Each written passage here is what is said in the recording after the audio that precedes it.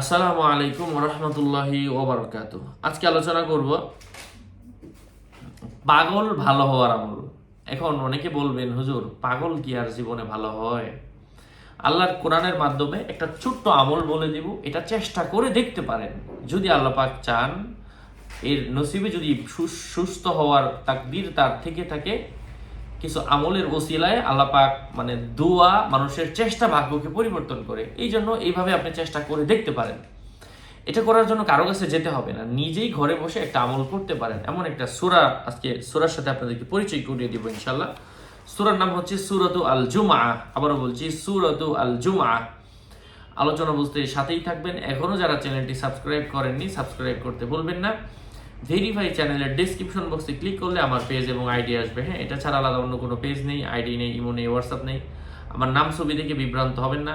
প্রত্যেক ভিডিওতে আলাদা আমি সাবধান করি, সতর্ক করি। হ্যাঁ, আমার নামে হাজার মানুষ হাজার পেজ আইডি খুলে পড়ে ফেলছে, সাবধান।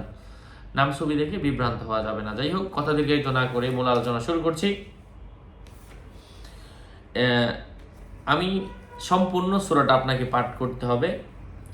চাঁদের, আরবি মাসের যে কোনো চাঁদের, নতুন চাঁদের বৃহস্পতিবার থেকে আপনাকে এই আমলটা শুরু করতে হবে এবং বৃহস্পতিবার, শুক্রবার, শনি, রবি, সোম, এই 5 দিন আপনাকে প্রত্যেক দিন 5 দিনের প্রত্যেক দিন এই আয়াতটা 1300 বার করে পাঠ করতে হবে। আবারও বলছি, প্রত্যেক দিন 1300 বার করে পাঠ করতে হবে এবং এক বোতল পানিতে এটা ফু দিয়ে দিতে হবে।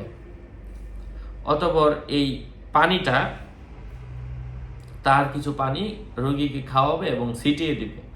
আল্লাহ পাকের অশেষ রহমে আশা করা যায় এই পানিটা অন্যান্য পানির সাথে মিশিয়ে 1 মাস খাওয়াবে। আল্লাহ পাকের রহম যদি হয়, পাগল সুস্থ হবে। যদি দেখেন যে না, সুস্থ হচ্ছে না, হ্যাঁ, তখন আপনি এই আমলটা আবারও চেষ্টা করবেন ইনশাআল্লাহ। এভাবে যদি একবারে না হয়, কয়েকবার চেষ্টা করলেও আল্লাহ পাকের কালাম আপনাকে একটা ভালো পথ দেখাবে ইনশাআল্লাহ। সকলের মঙ্গল, দীর্ঘায়ু, সুস্বাস্থ্য কামনা করে এখানে শেষ করছি। আর এই কিতাবগুলা, যে কিতাবগুলা থেকে আমি আমলগুলা শেয়ার করি, কিতাবটাও যদি প্রয়োজন পড়ে আমার সাথে যোগাযোগ করে নিয়ে নেবেন। 01908183699। আসসালামু আলাইকুম রহমতুল্লাহি ওয়া বারাকাতুহু।